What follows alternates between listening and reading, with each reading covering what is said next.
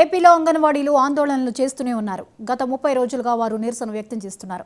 రాష్ట్ర వ్యాప్తంగా ఉన్న అంగన్వాడీలు, హెల్పర్లు, మినీ వర్కర్లు సమ్మెలో పాల్గొంటున్నారు.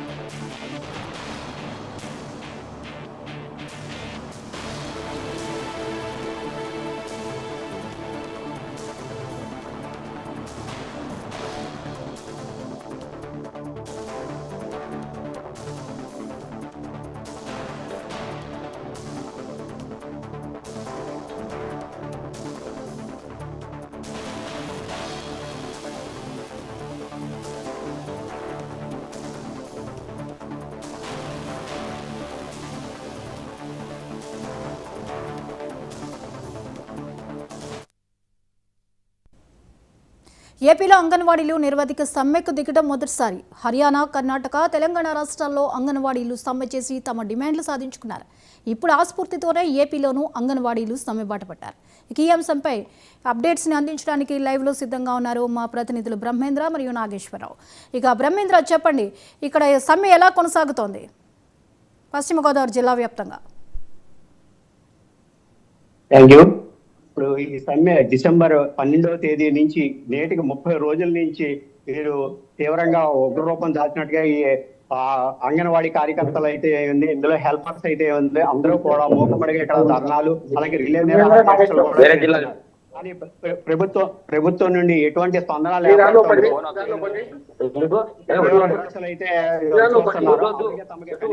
ఇవ్వాలని అమలు చేయాలని కోరికలు పరిష్కరించాలని అంగన్వాడీల సమ్మె ప్రభుత్వం చేయడం మంచిది కాదని, అలాగే ఇప్పుడు ప్రస్తుతం ప్రభుత్వం యాస్మా కూడా ప్రయోగించడం ఇది చాలా గర్హనీయమని వీళ్ళందరూ దీన్ని వ్యతిరేకిస్తున్నామని తెలుపుతున్నారు. తమ సమస్యలు తక్షణం కనుక పరిష్కార మార్గం చూపకపోతే ముందు కూడా ఈ అంగన్వాడీ కార్యకర్తలు అందరూ కూడా అటు ధర్నాలతో అటు తాడేపల్లి ప్యాలెస్ ను కూడా ముట్టడించే కార్యక్రమంలో మేము ఉన్నామని తెలియజేస్తున్నారు. అలాగే జగన్మోహన్ రెడ్డి తన పాదయాత్రలో తమకు హామీలు ఇచ్చారని, అలాగే వేతనాలు కూడా తమకు అత్యధికంగా పెంచుతారని కూడా హామీలు ఇచ్చారని, కానీ అవన్నీ కూడా ఇప్పుడు పొంగలు తొక్కారని ఇక్కడ ఉన్న అంగన్వాడీ కార్యకర్తలు, హెల్పర్స్ వీరికి సిఐటియు కూడా పూర్తి మద్దతు కూడా వీరికి కల్పిస్తుంది. అలాగే వీళ్ళందరూ కూడా ప్రభుత్వ అధికారులను అలాగే కలెక్టరేట్ ను కూడా వీళ్ళ విన్నవించుకోవడం అలాగే మేము ఇవ్వడం జరిగింది. కానీ అక్కడి నుంచి సరైన స్పందన లేకపోవడంతో వీరందరూ కూడా ఈ దేశాలను కూడా తీవ్ర రూపం దాచడానికి ప్రయత్నిస్తున్నారు. అలాగే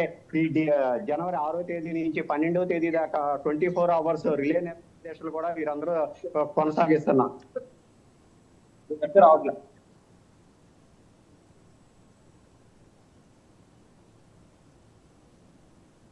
రైట్, ఇక నాగేశ్వరరావు నుంచి అప్డేట్స్ తీసుకుందాం. నాగేశ్వరరావు, చెప్పండి, గుంటూరు జిల్లా వ్యాప్తంగా ఎలా జరుగుతోంది అంగన్వాడీల సమ్మె? గుంటూరు జిల్లా అయితే అంగన్వాడీల సమ్మె రోజు ఎప్పటికే అంగన్వాడీలు 3 విడతలుగా అయితే చర్చలు జరిగిన పరిస్థితి. ఈ రోజు కూడా అంగన్వాడీకి సంబంధించిన నాయకులతో ఈ రోజు ప్రభుత్వం చర్చలు జరిగే అవకాశం ఉంది. ఇప్పటికే వాళ్ళ న్యాయమైన కోర్టులో చూసుకోవాలని చెప్పి మాత్రమే మేము డిమాండ్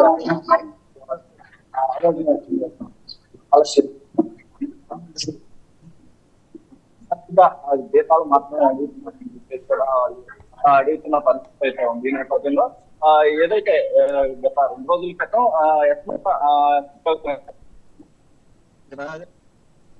బ్రహ్మాస్త్రం ప్రయోగించినట్టయితే వాళ్ళు చెప్తున్న పరిస్థితి.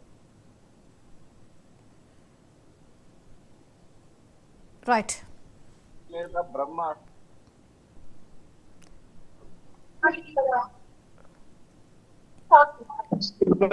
బ్రహ్మాస్త్రం ప్రయోగించినట్టయితే వాళ్ళు చెప్తున్న పరిస్థితి అయితే ఉంది. మరి వాళ్ళకి ఏదైతే ఎస్మా ప్రయోగం అనేది దీని మీద అంటే మేము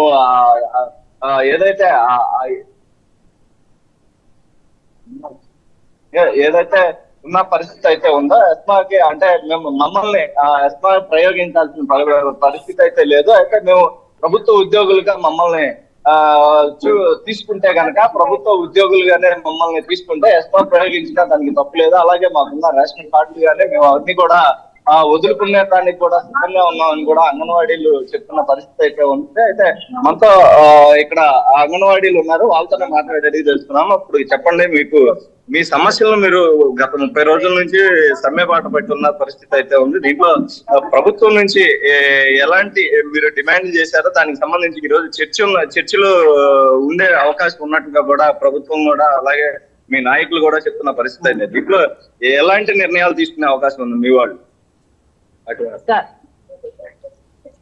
రాష్ట్ర వ్యాప్తంగా అండి ఇది రోజుకి 30వ రోజుకు చేరుకుంది అంగన్వాడీల సమ్మె అనేది. అంగన్వాడీల సమ్మె కాకుండా మేము గత వారం రోజుల నుంచి నిరోధక దీక్షలు కూడా ప్రారంభించాం. రాష్ట్ర వ్యాప్తంగా ప్రతి జిల్లాలోనూ రాష్ట్రంలోనూ మొత్తం జరుగుతున్నాయి.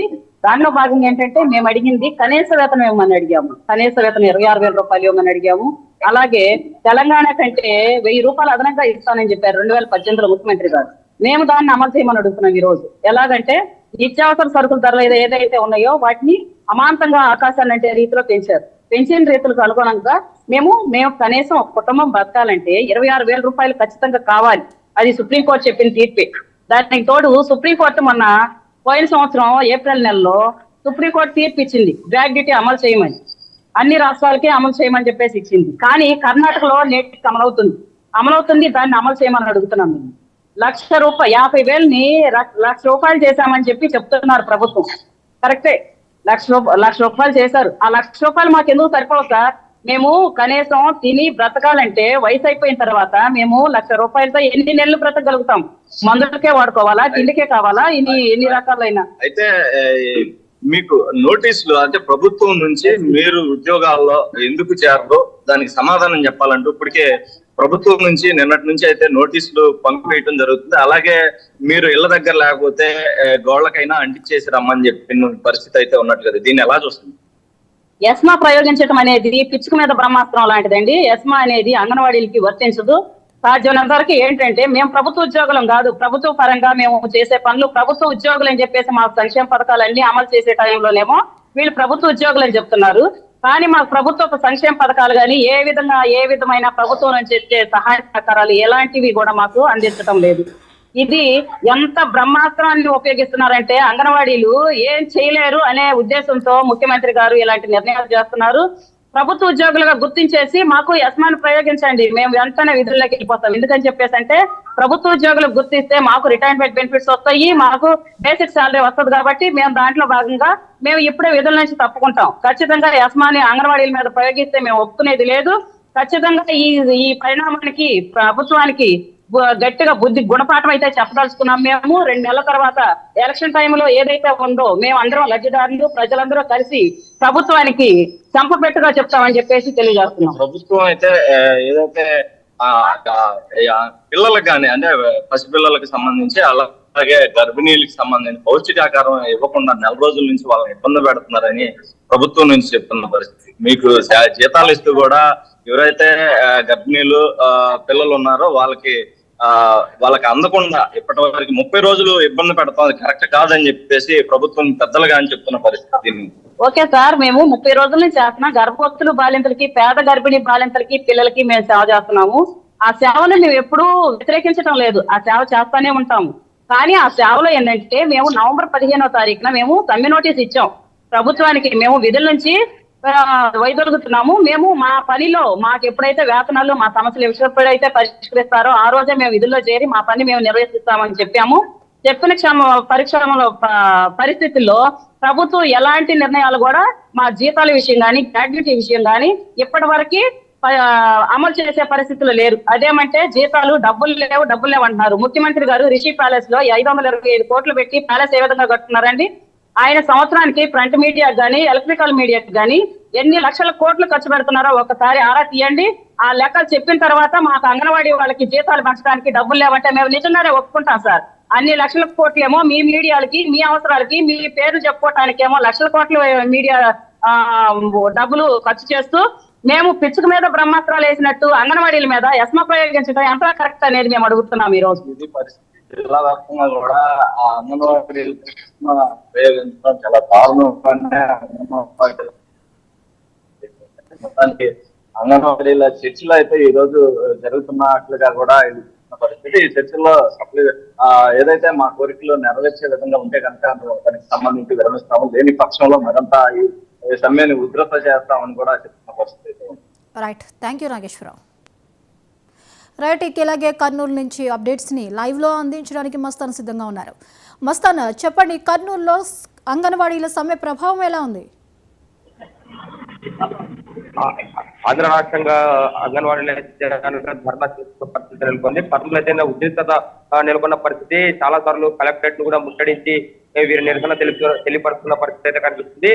అదే విధంగా ఏదైతే గనక అంగన్వాడీ వారి కానీ ఆశా వర్కర్లు కానీ డిమాండ్స్ ఏవైతే కనుక రాష్ట్ర ప్రభుత్వం ఓకే చేయకపోతే కనుక వారి వరకు ఖచ్చితంగా ఈ సమ్మెను ఆపే పరిస్థితి లేదంటూ కూడా చెప్తున్న పరిస్థితి ఉంది. ఇప్పటికైతే కనుక మనతో పాటు సిఐటి వారు ఉన్నారు. వారిని అడిగే నాయకులు సంఘం వీరికి సంఘీభావం తెలపడానికి వచ్చారు. వీరిని అడిగి తెలుసుకునే ప్రయత్నం చేద్దాం. ఎటువంటి కార్యాచరణ చేయబోతున్నారు, రాబోయే రోజుల్లో ఏ విధంగా మీరు ముందుకు పోబోతున్నారు అనే విషయాన్ని కూడా తెలుసుకునే ప్రయత్నం చేద్దాం. సార్, ఇప్పుడు చెప్పండి, ఇప్పుడు అంగన్వాడీలు నెల రోజులు అవుతుంది, ఇప్పుడుగా ధర్నా చేస్తూనే ఉన్నారు, నిరసనలు తెలియపరుస్తూనే ఉన్నారు. ప్రతి ప్రతిపక్షాలు కూడా వీరికి అండగా నిలుస్తున్న పరిస్థితి, వీరికి మద్దతు ఇస్తున్న పరిస్థితి అయితే కనిపిస్తుంది. ఇప్పుడు ఈ ఎస్మా ప్రయోగం చేస్తామని కూడా ప్రభుత్వం అధికారులు అయితే కనుక చెప్తున్న పరిస్థితి అయితే ఉంది. దీన్ని ఏ విధంగా చూస్తారు మీరు? ఈ రోజు రాష్ట్ర ప్రభుత్వం అంగన్వాడీలు చాలా చిన్న కోరికలే. వాళ్ళు కోరుతున్నది ఏమంటే పెరిగిన ధరలకు అనుగుణంగా మాకు వేతనాలు పెంచాలని మాత్రమే కోరుతున్నారు. వాళ్ళేమి రెగ్యులరైజేషన్ కూడా ఇప్పుడేమి పెద్దగా డిమాండ్ ఉన్నప్పటికీ దాన్ని పట్టుబట్టడం లేదు. 4 సంవత్సరాలు అయింది. 4 సంవత్సరాల కాలంలో నిత్యావసర వస్తువుల ధరలు పెరిగినాయి కాబట్టి పెరిగిన ధరలకు అనుగుణంగా వేతనాలు పెంచాలి అనేది ప్రధానమైన డిమాండ్ గా ఉంది. రెండో డిమాండ్ గ్రాడ్యుయేటీ. ఇది ప్రతి ఒక్కరు కోరుకునేటువంటిది. ఎందుకంటే 30 సంవత్సరాలుగా పనిచేసినటువంటి వర్కరు ఇంటికి పోయేటప్పుడు చిల్లి గవ కూడా చేతిలో లేకపోతే ఇబ్బంది అనేటువంటి దాంతో అడుగుతున్నారు. పైగా దీనికి సుప్రీంకోర్టు తీర్పు కూడా ఉంది. కాబట్టి తీర్పు ప్రకారం మాకి గ్రాడ్యుయేట్ ఇవ్వాలని చెప్పి అడుగుతున్నారు. ఈ 2 డిమాండ్లు పరిష్కరించమంటే ప్రభుత్వం మాత్రము తిరకాసు పెడుతుంది. పరిష్కరించకపోగా వీళ్ళ మీద ఎస్మా చట్టం ప్రయోగం చేయడం, నోటీసులు ఇవ్వడం అనేటువంటి చేస్తుంది. ఎస్మా చట్టం అనేది మనకు తెలిసినంత వరకు నీరు, పాలు, రవాణా, విద్యుత్తు ఇటువంటి రంగాలకు మాత్రమే వర్తిస్తుంది. కానీ ఈ రోజు అంగన్వాడీలు చేస్తున్నటువంటి సేవా దృక్పథంతో చేస్తున్నటువంటిది అని చెప్పి ఇన్ని రోజులు చెప్పారు. కేవలం వాళ్ళు అంగన్వాడీలు ఏం చేస్తారు, సేవగా వాళ్ళ ఆహార పదార్థాలు పంపిణీ చేస్తారు. గర్భవతులకు, బాలింతలకు వాళ్ళ పౌష్టికాహారాన్ని పంపిణీ చేస్తారు. దాన్ని కూడా ఈ రోజు ఎస్మా చట్టం కింద తీసుకురావడం అనేటువంటి చాలా మూర్ఖత్వం. కాబట్టి ఇది చల్లదని చెప్పి చాలా మంది న్యాయ నిపుణులు కూడా చెప్తున్నారు. అట్లాగే ఈ ఉద్యమానికి మద్దతుగా ప్రజల్ని సమీకరిస్తున్నాం. ప్రజలే ఈ రోజు చాలా చోట్ల బడులు తెరిచిన సందర్భంలో ప్రజలు దాన్ని వ్యతిరేకిస్తున్నారు, దాన్ని ప్రతిఘటిస్తున్నారు. అట్లాగే చాలా చోట్ల వాళ్ళు ఫుడ్ పంచడానికి పోతే బాలింతలు అట్లాగే గర్భవతులు కూడా మా టీచరే వచ్చి పంచాలని చెప్పి కూడా వెనక పంపినటువంటి చరిత్ర కూడా ఈ రోజు ఉన్నది. అంతేకాకుండా ప్రజా సంఘాలు, రాజకీయ పార్టీలు కూడా వీళ్ళకి మద్దతుగా రాష్ట్ర వ్యాప్తంగా అవసరమైతే రాష్ట్ర బంధు పిలుపుకోవడానికి కూడా సిద్ధము అవుతున్నాయి. రాష్ట్ర పార్టీలు అన్ని కూడా ఇప్పటికే రౌండ్ టేబుల్ సమావేశాలు జరిపి నిర్ణయం చేయడం జరిగింది. కాబట్టి ప్రజల మద్దతుతో, రాజకీయ పార్టీల మద్దతుతో ఖచ్చితంగా అంగన్వాడీలు విజయం సాధిస్తారు. వీళ్ళ కనీస వేతనాలు, కనీసం అంటే కనీసం అన్న వేతనం పెంచాలని చెప్పి మేము డిమాండ్ చేస్తున్నాం. అదే ఇప్పుడు చూసుకుంటే కనుక బాలింతలు కావచ్చు, చిన్నపిల్లలు కావచ్చు, పోషకాహారం లేక చాలా ఇబ్బంది పడుతున్నారు. మీరైతే కనుక ఇప్పుడు నిరసన ఆపివేస్తే కనుక మీ సమస్యలను పరిష్కరించడానికి మేము కొద్దిగా సమయం ఇస్తే మేము చేస్తామని కూడా ప్రభుత్వం చెప్పింది. దీన్ని ఏ విధంగా చూడదు? ప్రభుత్వము ఈ మాట చెప్తా ఉంది, ఏది పౌష్టికాహారం అందడం లేదు కాబట్టి మీరు వెంటనే సమయం విరమించమని. మేము కూడా, మాకు కూడా అంటే అంగన్వాడీలు కూడా పిల్లలు ఉన్నారు, వాళ్ళ కుటుంబం ఉంది, వాళ్ళ భర్తలు ఉన్నారు, చాలా మంది విడోలు ఉన్నారు, చాలా మంది అంగన్వాడీలతో ఉన్నారు. వాళ్ళ పరిస్థితి ఏంటి? ఈ 5 సంవత్సరాలు చాలా మార్లు విన్నవించిన ప్రభుత్వానికి కనీసం పక్క రాష్ట్రంలో వస్తున్న మేధగా వేతనాలు ఇవ్వమంటే కూడా ఇవ్వడం లేదు. ఇప్పుడు రాష్ట్రంలో మేము లాస్ట్ చివరికి ఏమంటున్నామంటే పక్క రాష్ట్రంలో తెలంగాణలో ఇస్తున్న మాదిరి ఇచ్చినా 26,000 మీకు ఇప్పుడు భారమైనా కనీసం పక్క రాష్ట్రంలో ఇస్తున్న మాదిరి ఇచ్చినా కూడా మేము మా యొక్క వర్కర్లకు నచ్చ చెప్తామన్నా కూడా ఏమాత్రం పట్టించుకోకుండా ఎస్మా చట్టాన్ని ప్రయోగించారు. ఇది నియంత్రణలు వాడే చట్టం. ఇది ఎక్కడైతే నియంత్రణలు పరిపాలిస్తున్నారో అక్కడ మాత్రం ఈ ఎస్మా చట్టాలు, నాసా చట్టాలు అమలవుతాయి. కాబట్టి ఇలాంటి చట్టాన్ని తప్పకుండా సమాజం అంగీకరించారు. ఎస్మా చట్టం అనేది అంగన్వాడీలు చిరు ఉద్యోగుల మీద బ్రహ్మాస్త్రంలో ప్రవేశిస్తే సమాజంలో ఎవరు ఊరుకోరు. కాబట్టి ఎస్మా చట్టాన్ని రద్దయ్యే వరకు పోరాడతాం. కనీసం న్యాయమైన డిమాండ్లు ఇస్తున్న మాదిరిగా వేతనాలు గ్రాడ్యుయేట్ ఇస్తే తర్వాత మా సమ్మెను విరమించి మిగతా డిమాండ్ కోసం మేము పోరాడతాం. అదే ఇప్పుడైతే చెప్పండి అమ్మా, ఇప్పుడు ఇబ్బంది ప్రభుత్వం అయితే కనుక ఈ ఎస్మా చట్టాన్ని తీసుకొస్తా ఉంటుంది, లేకపోతే కనుక వివిధ ఇబ్బందులకు అయితే గురి చేస్తుంది. మీరు రాబోయే కార్యాచరణ ఏ విధంగా ఉండబోతుంది? ఎస్మా చట్టాన్ని తెచ్చినా ఇంకొక చట్టాన్ని తెచ్చినా మా సమ్మె అయితే మేము కొనసాగించాలి అనుకుంటున్నాం. ఈరోజు 30వ రోజు కాదు, కనీసం 300 రోజులైనా కానీ గవర్నమెంట్ వచ్చేదాకా మేము ఇలాగనే సమ్మెను కొనసాగించాలనుకుంటున్నాము. ఆల్రెడీ ఆయన సజ్జల రామకృష్ణారెడ్డి చెప్పారు, అంగన్వాడీ వాళ్ళ సేవలు అవసరమే అని అంటారు. కాబట్టి ఆల్రెడీ వాళ్ళకి తెలుసు మా సేవ ఎలా ఉంటది, మా పని ఎలా ఉంటుందో తెలుసు కాబట్టి వాళ్ళు ఆ మాట అన్నారు. అయినా బొత్స సత్యనారాయణ మినిస్టర్ గారు ఏమంటున్నారంటే 5 సంవత్సరాలకు ఒకసారి జీతము అని అన్నారు. 5 సంవత్సరాలకు ఒకసారి సరేలే, 5 సంవత్సరాలలో కూడా మాకు 1000 రూపాయలు ఆ రోజు గౌరవ వేతనంలో అని మాకు చెప్పలేదు. ఆ రోజు 1000 రూపాయలు గౌరవ వేతనం పెంచినాము, 5 ఏళ్ళు మీరు ఇదే సర్దుకోవాలనేసి ఆయన సీఎం గా ప్రమాణ స్వీకారం చేసిన రోజు మేము ఇదే నిరాహార దీక్షను ఇలాగే సమ్మెను మేము చేసేవాళ్ళమేమో. మాకు తర్వాత ఏం చెప్పారంటే మేము సీఎం గా గెలిచినందుకు మీకు అక్క చెల్లమ్మలకు ఇచ్చే గిఫ్ట్ లాగా అనుకోండి అని అన్నాడు. ఈ రోజు ఏమంటున్నారంటే బొత్స సత్యనారాయణ సార్ గారు ఆయనకు మళ్ళీ ఏ రకంగా మంత్రి పదవి చిక్కిస్తున్నాడో మరి ఎంత తగ్గుతున్నాడో మాకైతే తెలీదు. పిఆర్సీ 5 సంవత్సరాలకు ఒకసారి అని ఇచ్చినాడు. మళ్ళీ ఈ 5 సంవత్సరాలలో మాకు ఒక్కసారి కూడా పిఆర్సీ పెంచలేదు. మళ్ళీ అలా పెంచి చూపించాలని మేము అనుకున్నాం. లేదంటే మేము కూడా రేపు ఎలక్షన్ లో మేము గట్టిగానే అడగాలనుకున్నాము. 5 సంవత్సరాలు ఎట్టి చాకరీ చేపిస్తున్నారు అంగన్వాడీ వాళ్ళతో. 1000 రూపాయలు గౌరవ వేతనం అని ముచ్చేసి 5 సంవత్సరాలలో 1000 రూపాయలు ఎవరైనా తీసుకుంటారా? ఎవరైనా 1000 రూపాయలతోనే ఎవరైనా 5 సంవత్సరాలు ఆయన ఎక్కినప్పుడు ఎలాగునేది ఉప్పు కారము ఆయిల్ ప్యాకెట్లు పెట్రోల్ ధరలు 5 ఏళ్ళు ఎంత పెరిగినాయి? 1000 రూపాయలు అసలు అది గౌరవ వేతనమే కాదు. ఇప్పుడు ప్రభుత్వం అయితే ఒక విషయం చెప్తుంది. ప్రభుత్వం అయితే కనుక మీరు ఆశా వర్కర్లు డ్యూటీల్లో జాయిన్ కాకపోతే కనుక వాలంటీర్లతో పాటు వాలంటీర్లతో కానీ సచివాలయంతో కానీ వారికి పౌష్టికాహారం అందించడానికి మేము సిద్ధంగా ఉన్నాం అంటున్నారు. కొంతమంది ఆశా వర్కర్లు కూడా మేము వర్క్ చేస్తామని కూడా కొంతమంది వార్తలలో వస్తున్నాయి. దీని గురించి మీ ఆల్రెడీ 7 మందికి 7 రకాల విధులను వేశారు. 7 రకాల విధులు వేసినా కానీ వాళ్ళు ఏ రకమైన పనులు కూడా వాళ్ళు చేయించుకోలేకపోయారు. ఎందుకంటే మాకు ఏ ఇంట్లో ఏ గర్భవతి ఉంది, మేము మా దగ్గరకు వచ్చే పిల్లలు మాకు అలవాటు పడి ఉంటారు. ఆల్రెడీ వాళ్ళు ఎవరు ఎంతమంది డిపార్ట్మెంట్లు వచ్చినా లాస్ట్ కు సీఎం మొత్తం హోల్ డిపార్ట్మెంట్ వాళ్ళు వచ్చి అక్కడ చేసినా కానీ మేము చేసే పని వాళ్ళు చెయ్యలేరు. ఎందుకంటే ఆల్రెడీ ఎవరి ఇంట్లో వాళ్ళకి 2 పిల్లలు ఉంటేనే భరించలేకున్నారు.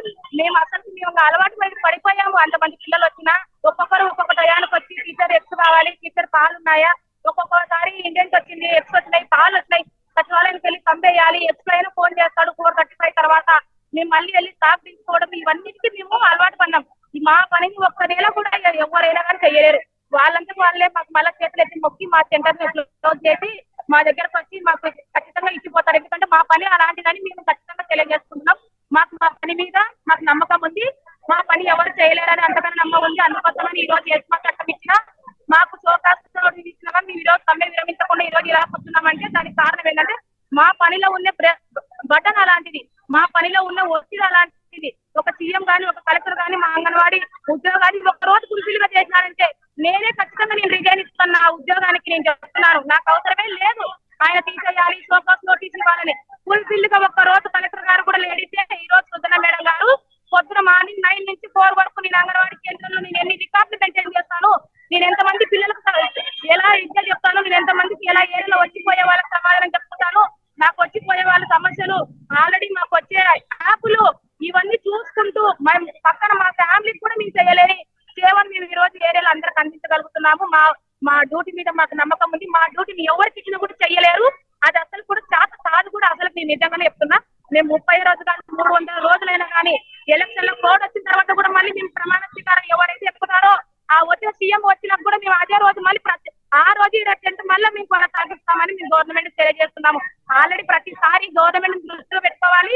బడ్జెట్ అని అంటున్నారు కదా, వాళ్ళు ఇచ్చే 9 నవరత్నాలలో ఒక్కటి కూడా సరైన రత్నము ఏం లేదు. ఎందుకంటే నేను చెప్తున్నాను కదా, ఓన్లీ వృద్ధాప్య పెన్షన్లు వీడియోస్ కి వాళ్ళు ఆదుకునేది ఆ పథకము, అమ్మఒడి పథకం కానించి అన్ని మిగతా 8 పథకాలు వేసి. ఎందుకంటే నేను కూడా చెప్తున్నాను, ఒక డిగ్రీ క్యాండిడేట్ చెప్తున్నాను, అమ్మఒడి పథకం కూడా ఎవరికి ఇవ్వాలి సీఎం గారు నేను అడుగుతున్నారు ఈ రోజు మీడియా తరఫున. పేద పిల్లలకి, నిరుపేద కుటుంబాలకు గవర్నమెంట్ స్కూల్ కు, మీరు ప్రైవేట్ స్కూల్ కు పంపించి చదువుకోలేను, నా చేత కాదు అనుకునే వాళ్ళకి గవర్నమెంట్ స్కూల్ కి అమ్మఒడి వేయాలి. ప్రైవేట్ స్కూల్ వాళ్ళకి ఇచ్చివి, మహిళలకు ఇచ్చివి, సాగులకు ఇచ్చివి, 45 ఏళ్ల వయసు ఉన్న వాళ్ళకి ఇచ్చివి, చేయిత అది ఇది అంటున్నావు. ఆ 45 ఏళ్ల వాళ్ళకి మొగుడు ఉన్నాడా? దాంట్లో కూడా ఎవరికి ఇవ్వాలి?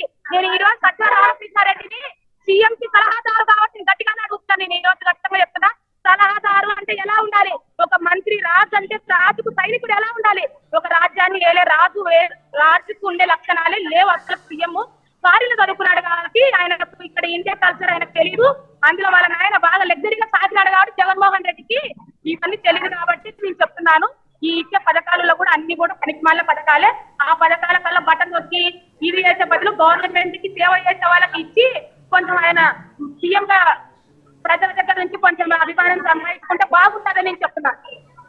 అదే ఇప్పుడైతే కనుక ఈ విధంగా అంగన్వాడీ టీచర్లు అయితే కనుక ఇప్పుడైతే భ్రమించే పరిస్థితి లేదు. వాళ్ళు ఏమని చేసుకోవాలి ఒక నోటీస్ కాకపోతే కనుక మరి ఏ విధంగా యాక్షన్ తీసుకున్నప్పటికీ కూడా మాకైతే కనుక ఏదైతే ఎలక్షన్ ముందర హామీ ఇచ్చారో అది నెరవేర్చేంత వరకు మేము సమ్మెను విరమించుకోమని కూడా చెప్తున్న పరిస్థితి నెలకొంది. Right, thank you Mastan. Camera సేవతో కర్నూలు.